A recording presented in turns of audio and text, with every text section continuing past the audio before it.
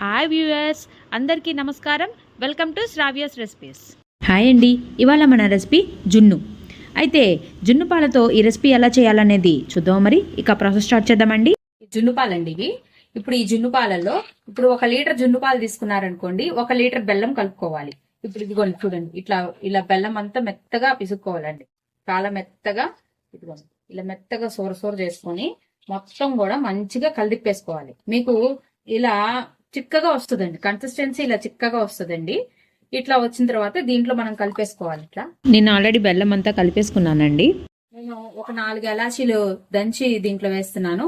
ఇట్లా వేసేసి మనము కుక్కర్ లో పెట్టేసుకొని ఒక 4-5 విజిల్స్ రానియాలండి. అయితే పాలైతే కాగబెట్టకూడదండి, మనం తీసుకొచ్చిన పాలల్లోనే కలిపేసుకోవాలి మొత్తం కూడా. ఇప్పుడు దీన్ని కుక్కర్ లో పెట్టి ఒక 4-5 విజిల్స్ రాగానే చూద్దామండి. ఇందాక మనకు పల్చగొస్తుంది కదా, ఇదిగోండి చూడండి ఎంత గట్టిగా చక్కగా జున్ను ముక్క ఎలా వచ్చిందో. దాదాపుగా పెట్టి ఒక 4-5 విజిల్స్ గట్టిగా రావాలండి. ఇట్లా వస్తే మంచిగా ఉంటది. కమ్మటి జున్ను రెడీ అయిపోయింది. ఈ వీడియో కనుక మీకు నచ్చినట్టయితే ప్లీజ్ లైక్ చేసి, షేర్ చేసి, సబ్స్క్రైబ్ చేసుకోండి.